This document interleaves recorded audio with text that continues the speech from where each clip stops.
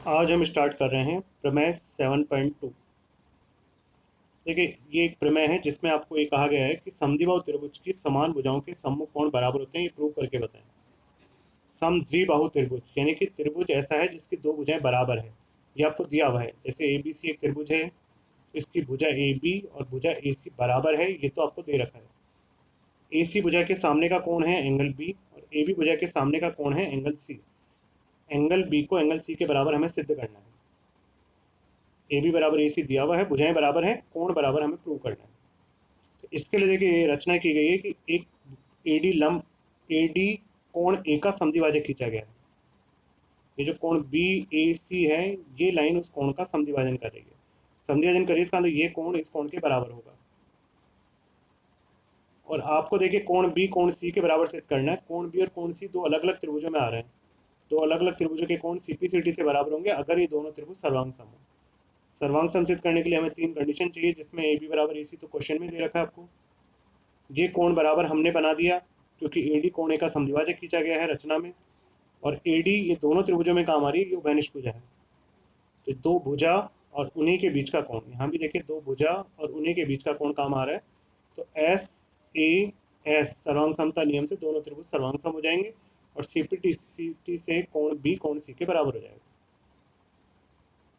तो देखिए दिया गया, आपने लिख ही लिया। सिद्ध करना आपको पता है, कोण A का समद्विभाजक AD, ये रचना हो गई, दोनों त्रिभुजों का नाम लिखा। तो AB बराबर AC आपको दिया गया है, कोण BD कोण CAD के बराबर, क्योंकि ये जो AD है वो कोण A का समद्विभाजन कर रहा है और AD दोनों त्रिभुजों में काम आ रही है, तो ये उभयनिष्ठ भुजा हो गई।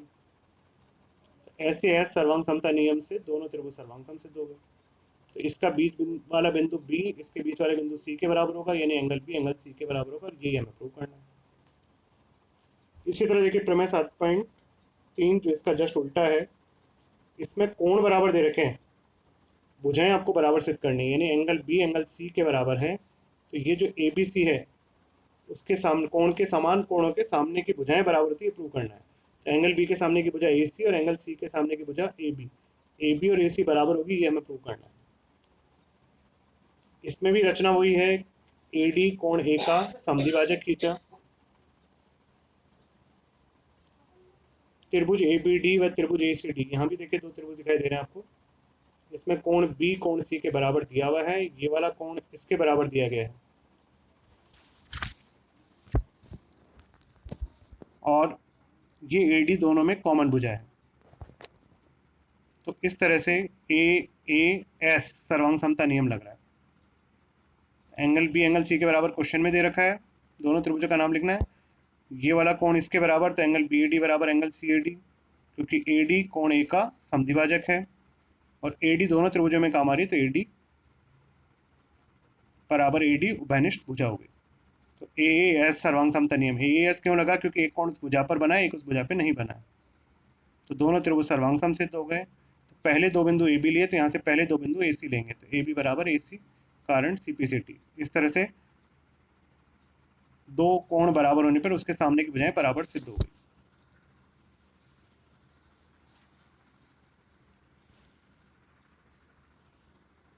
देखिए एक्सरसाइज 7.2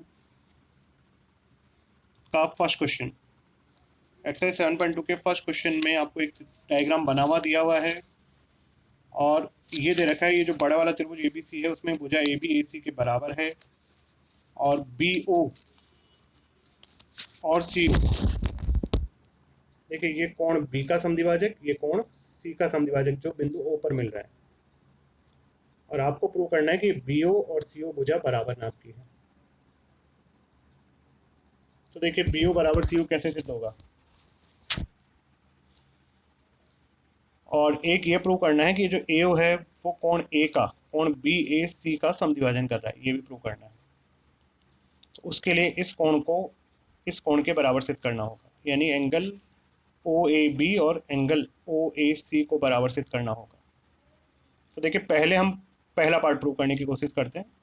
तो यदि BO कोण B का समद्विभाजन कर रहा है, तो ये जो OBC कोण है, ये इधर वाला, ये जो कोण है ये इस पूरे कोण ABC का आधा होगा, पहली कंडीशन। ठीक इसी तरह देखिए अगर ये CO कोण C का समद्विभाजन कर रहा है, तो ये इधर वाला कोण यानी कोण OCB जो है वो पूरे कोण ए सी बी का आधा होगा। ये कंडीशन सेकंड। इसके बाद देखिए बड़े वाले त्रिभुज एबीसी की बात करें तो उसमें ए बी भुजा ए सी भुजा के बराबर दी गई है। यदि किसी त्रिभुज की दो भुजाएं बराबर होती है तो उसके सामने के कोण भी बराबर होते हैं, ये भी हमने प्रमेय में सीखा था।